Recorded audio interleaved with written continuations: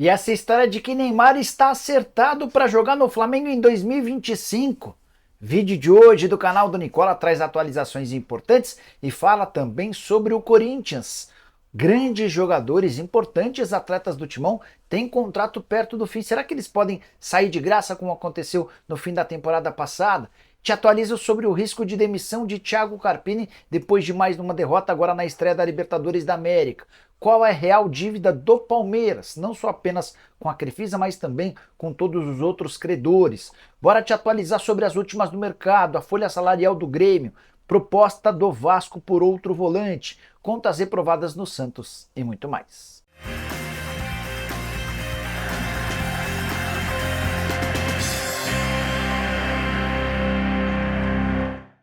Fala aí pessoal, sou Jorge Nicola, bem-vindos a mais um vídeo do canal. Para quem não me conhece, jornalista esportivo, trabalhando no meio há bastante tempo, desde 2000, e a missão por aqui é deixar você por dentro de tudo que está rolando com o seu clube do coração. Quero contar também que todo esse conteúdo é um oferecimento de Betano, a casa mais séria do futebol. Bora mostrar para vocês as cotações de jogos dessa sexta-feira. Tem Eintracht Frankfurt e Werder Bremen pelo campeonato alemão, vou de vitória do Frankfurt. Tem Lille e Olympique de Marselha pelo campeonato francês, vou de vitória do Lille. Já no campeonato saudita, duas barbadas, a vitória do Al Hilal contra o Al Khalej e a vitória do Al Nassr contra o Damak. Para você fazer sua fezinha na Betano é super simples, pega o link que está no comentário fixo, faz seu cadastro, não esquece de fazer seu depósito e aproveitar todas as oportunidades. Combinado? Bora começar o vídeo com aquele tradicional giro de notícias, e a primeira informação é de que apenas o Atlético Mineiro venceu entre todos os brasileiros que disputaram a Libertadores nessa semana.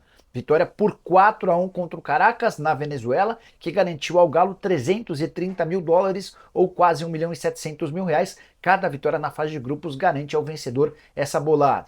Os outros 6 brasileiros, 3 empataram, Flamengo, Fluminense e Palmeiras, e 3 perderam, São Paulo, Botafogo e Grêmio. No caso da Sul-Americana, a situação foi bem melhor.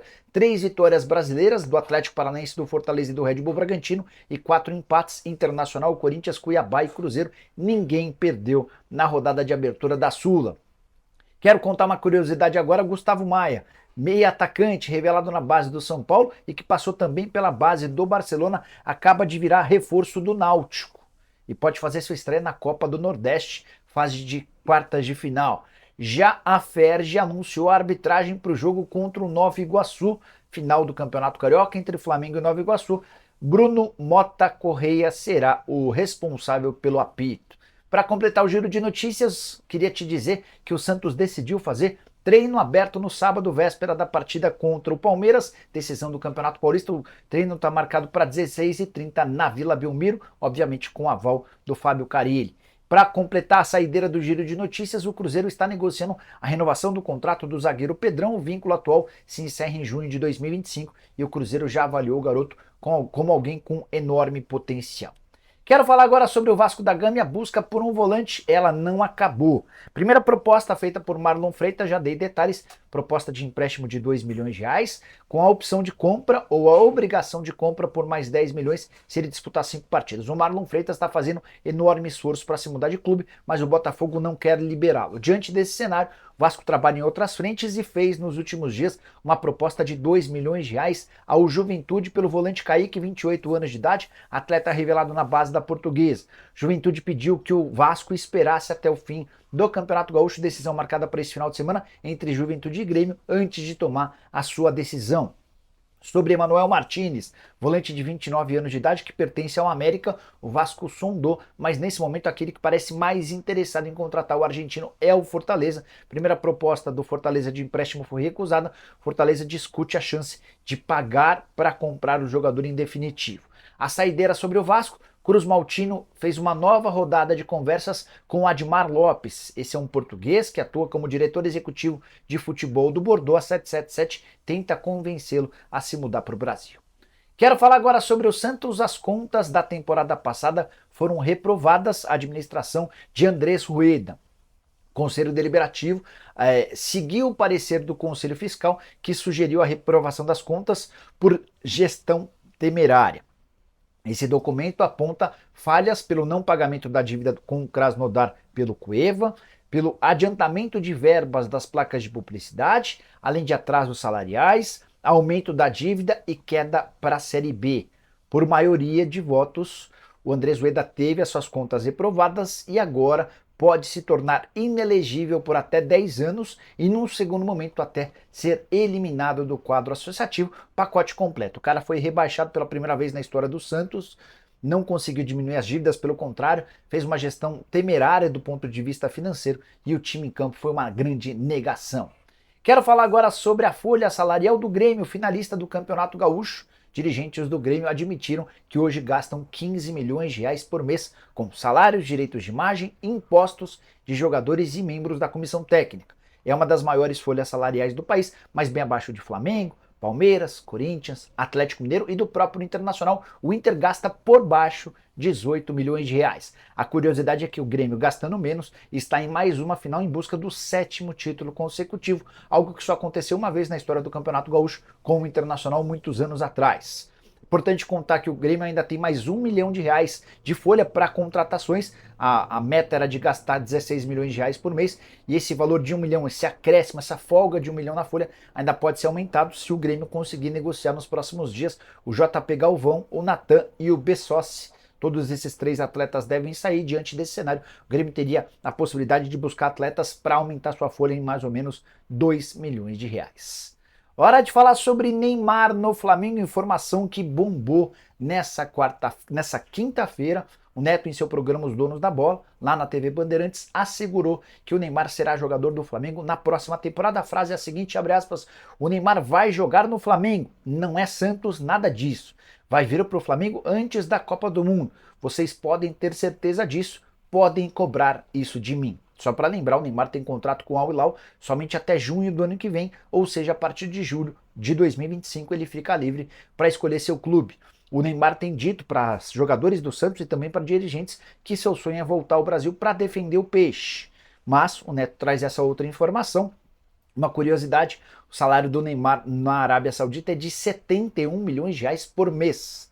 Agora que ele teve seu contrato suspenso enquanto se recupera de lesão, passou a receber metade disso, algo na casa dos 35 milhões e meio de reais mensais. O Souza, ex-jogador de futebol e outro participante do programa Os Donos da Bola, corroborou com a informação do Neto em relação ao Neymar e disse: eu também tenho essa informação do Neymar no Flamengo através de um amigo em comum. Ele até pediu para gravar. O Neymar vai para o Flamengo e o Gabigol para o Palmeiras, fecha aspas. O que você pensa sobre o tema? Confesso que o que eu consegui apurar dá conta de que se o Neymar voltar ao Brasil em 2025, ele segue preferindo o Santos por conta da relação com o clube. Mas aprendi a não desconfiar de comportamento de jogadores de futebol. E você, acha que o Neymar pode pintar no Flamengo? Vai para o Santos? Use espaço para comentários e deixe a sua opinião. Bora responder agora se existe chance de Thiago Carpini ser demitido do São Paulo. Essa especulação ganhou ainda mais força, pelo menos nas redes sociais, depois de outra derrota do São Paulo. O tricolor perdeu por 2-1 para o Tajeres na noite dessa quinta-feira na Libertadores da América, na Argentina. São Paulo chega a tomar 2-0, no segundo tempo melhora com as entradas do Galope e do Luciano. É do Luciano o gol do 2-1, faz pressão, mas não consegue chegar ao gol do empate. Uma série de motivos explicam a pressão contra o Carpini. A eliminação no Campeonato Paulista segue pesando. A falta de tamanho diante de um elenco bom é outro ponto. A queda de produção do time que só venceu 2 das últimas 9 partidas. Para completar especificamente no jogo dessa quinta-feira, um episódio importante. O São Paulo teve 3 jogadores contundidos no primeiro tempo. A última dessas contusões, do Wellington Rato, a 7 minutos do fim do primeiro tempo. O Carpini, para não queimar a terceira e última substituição, preferiu continuar com o São Paulo com um jogador a menos para que pudesse fazer essa substituição no intervalo e guardasse outra substituição para o segundo tempo. Só que nesse meio tempo, nesse intervalo de minutos na reta final do primeiro tempo, o São Paulo acabou levando o primeiro gol, levou o segundo gol na etapa final.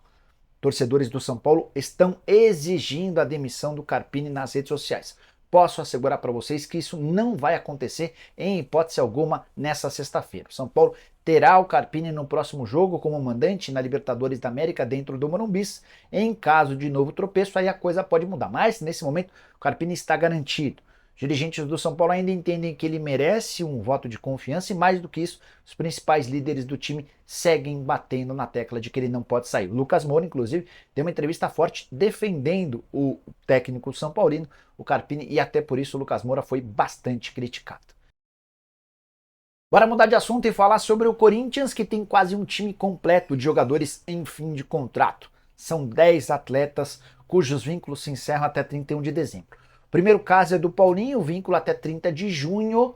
Paulinho já poderia até assinar um pré-contrato com qualquer outro clube. A ideia do Paulinho é continuar no Timão, especialmente depois de passar quase 9 meses em recuperação de uma lesão no joelho. O presidente Augusto Melo já me falou que vai renovar o contrato do Paulinho se sentir que ele pode ser útil. E obviamente em condições bem inferiores às atuais. O Paulinho ganha R$ 1,5 milhão por mês. Todos os outros 9 atletas têm contrato com o Corinthians até 31 de dezembro. E a lista conta com alguns jogadores de bastante peso, como Cássio e Fagner. Titulares absolutos do Corinthians desde sempre, atletas com muitos jogos no currículo e com títulos de expressão vestindo a camisa alvinegra.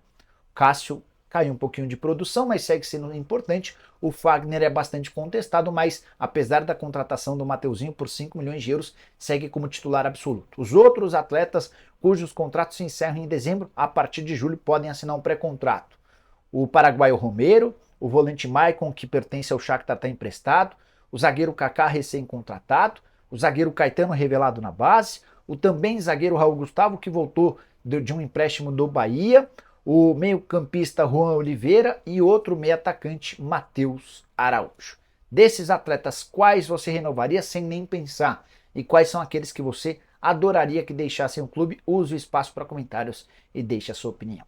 Quero fechar o vídeo para responder a uma pergunta que surgiu no programa do Nicola dessa quinta-feira. Qual é a real dívida do Palmeiras hoje? Você já deve ter lido uma série de notícias referentes ao balanço de 2023, mas quase todas essas notícias, quando tratam sobre dívidas, falam especificamente ou apenas sobre a dívida do Palmeiras com a Crefisa. Vale a lembrança de que alguns anos atrás a Leila emprestou dinheiro para que o Palmeiras fosse buscar reforços no mercado.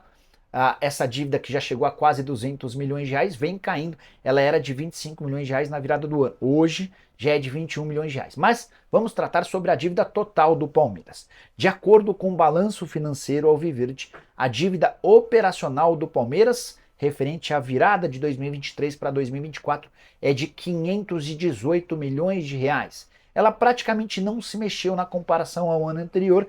O Palmeiras havia fechado o ano de 2022 com 527 milhões de reais, uma diferença de apenas 9 milhões de reais a menos. A Leila conseguiu equacionar um pouquinho das contas alviverdes. Contei para vocês que as dívidas com a Crefisa giram na casa dos 21 milhões de reais. Já as dívidas bancárias, que eram na virada do ano de 73 milhões de reais, caíram para 56 milhões de reais. Tanto a dívida com a Crefisa quanto as dívidas bancárias fazem parte dessa quantia total de 518 milhões de reais. Dá para dizer que o Palmeiras hoje é um clube saudável do ponto de vista financeiro.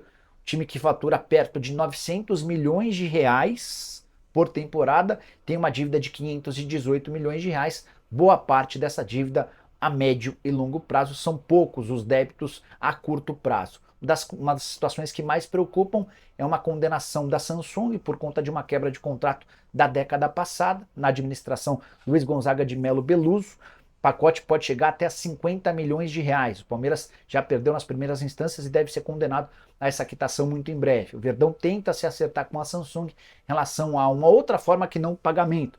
A Samsung, por exemplo, poderia patrocinar o time masculino, feminino, encontrar outras fórmulas. O pessoal da Samsung não parece muito disposto a chegar a um acordo e o Palmeiras deve precisar de dinheiro emergente para resolver essa situação. Todas as outras bastante equacionadas, até por isso eu tenho cobrado que o Palmeiras seja um pouco mais corajoso e audacioso na hora de contratar. E você, o que pensa sobre o tema? Curtiu o vídeo, deixa like, se inscreve no canal. Nos encontramos à tarde com mais notícias. Abraço, tchau!